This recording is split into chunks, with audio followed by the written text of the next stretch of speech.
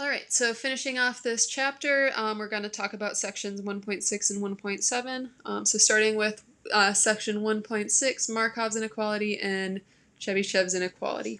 So just so you know, this isn't the standard spelling for Chebyshev. The usual spelling is with a V at the end. So if you're trying to look this up, Google it, whatever, the spelling will probably work better than the one in the book. So starting with Markov's inequality, this says that if x is a random variable, f a non-negative function on the real numbers, fix some number a bigger than 0, then the probability that f of x is bigger than or equal to a is less than or equal to the expected value of f of x over a. So kind of looking at this by itself, it's not terribly enlightening and it's not going to be particularly useful for us. Its main purpose is just to prove Chebyshev's inequality. So if you look at the proofs of these in the book, Markov's inequality is a little bit longer.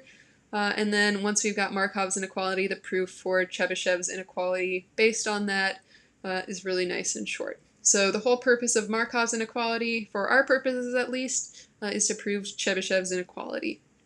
So let's focus on Chebyshev's inequality since that's what we're going to actually want to use here. So let x be a random variable and fix epsilon bigger than 1. Then the probability that the absolute value of x minus the expected value of x is bigger than epsilon is less than or equal to the variance of x divided by that epsilon value squared. So here, when we're looking at the probability that x minus its expected value, that absolute value is bigger than epsilon, that means that the random variable takes a value at least epsilon distance away from its expected value. So epsilon is telling us, like, here's a measure, okay, now we're looking at the event that our random variable has a value farther away from the expected value than that. So then this gives us a bound on the probability that that happens, which is this value here. So the idea is that once we take the variance and expected value into account, there are limits on how far away from its expected value x can be. So that's what this Chebyshev's inequality is telling us. It's giving us a bound on that probability so that, like, once you account for its variance, x can't get too far away from its expected value, essentially. Or that it's unlikely for it to get too far away from its expected value. So this is more or easier to see how this works looking at an example. So let's look at a coin flip. Flip a coin 50 times. Suppose success is heads. The probability of that is 1/2, so standard coin flip example. And x is the number of heads, so then this is a binomial distribution. And we can use our formulas for the expectation or expected value and variance that we mentioned in the previous video. So the expected value is p times n, so that's going to be 1/2 times 50, so that's 25 there. And then for the variance, we've got p times 1 minus p times n, so 1/2 times 1/2 times 50. So we've got 25 halves there. So looking at epsilon equals 5, for the probability that the absolute value of x minus its expected value of x, so that's going to be x minus 25, is bigger than epsilon. That's less than or equal to the variance.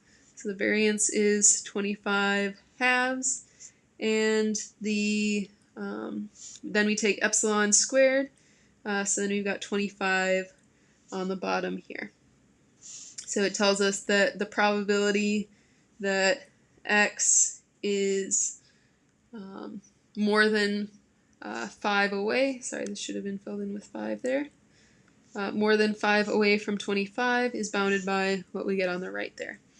So absolute value of x minus 25 is bigger than 5. That means that either x is bigger than 30 or x is less than 20.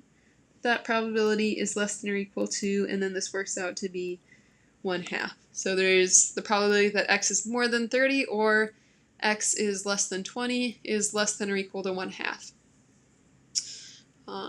So you'll see that with examples like binomial distributions and things like coin flips that we saw here, that when you're taking more trials, and that's going to make the variance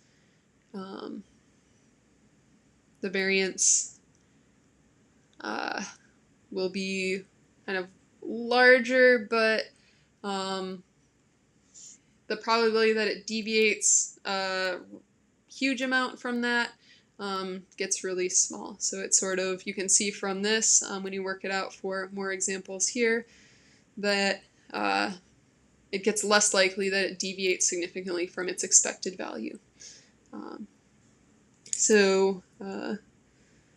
We used Markov's inequality to prove Chebyshev's inequality, and then Chebyshev's inequality is used to prove the law of large numbers,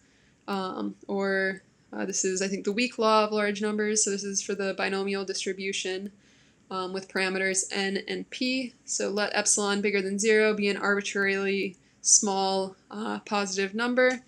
Then what this says is that the limit as n goes to infinity of the probability that the absolute value of xn minus the expected value of xn is bigger than or equal to epsilon times n equals 0. So kind of the better way to think about this is as the probability that the absolute value of xn minus its expected value